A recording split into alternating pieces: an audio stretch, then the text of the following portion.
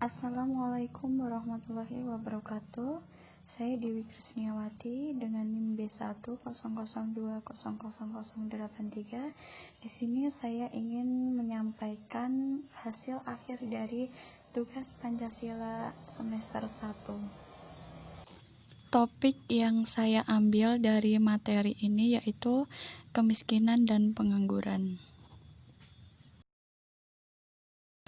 Kemiskinan merupakan keadaan ketidakmampuan untuk memenuhi kebutuhan dasar seperti makanan, tempat berlindung, pendidikan, dan kesehatan. Sedangkan pengangguran sendiri adalah istilah untuk orang yang tidak bekerja sama sekali atau mereka sedang berusaha untuk mencari pekerjaan. Jumlah penduduk miskin dan pengangguran itu semakin bertambah. Hal ini dapat disebabkan karena pertumbuhan ekonomi yang relatif rendah, sehingga mereka tidak mampu menyerap angkatan kerja.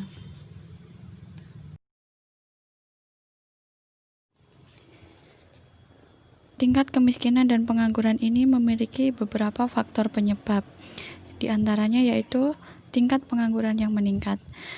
Dengan pengangguran yang lebih tinggi itu akan meningkatkan kemiskinan karena mereka tidak memiliki sesuatu hal yang bisa menghasilkan uang untuk biaya hidupnya.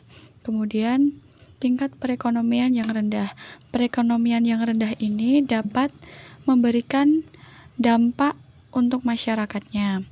Yang ketiga, banyak pekerja yang kehilangan pekerjaannya, kemudian mereka menjadi miskin karena mereka tidak mau berusaha untuk mencari pekerjaan sesuai dengan passionnya. Seperti pada era pandemi ini, Indonesia semakin bertambahnya angka kemiskinan dan pengangguran, di mana pandemi COVID-19 ini dapat membuat masyarakatnya menjadi harus lebih prihatin lagi dengan keadaannya. Seperti paparan video ini. Berdasarkan data Badan Pusat Statistik, ada 24,79 juta orang miskin di Indonesia pada September 2019. Angka ini setara 9,22% dari jumlah penduduk Indonesia. Sedangkan per Agustus 2019, ada 7,05 juta pengangguran atau 5,28% dari angkatan kerja di Indonesia sebanyak 133,56 juta orang. Ekonom menghitung minimal setengah dari jumlah pengangguran akibat COVID-19 akan menambah jumlah penduduk miskin. Untungnya, masalah ini hanya sementara, karena secara fundamental ekonomi Indonesia. Berikut data dari wilayah Indonesia yang memiliki masyarakat yang miskin dan pengangguran yang tinggi. Berikut datanya dipaparkan pada gambar ini. Untuk kemiskinan dan pengangguran itu apabila kita tidak mencegahnya maka akan terus lebih meningkat dan tinggi.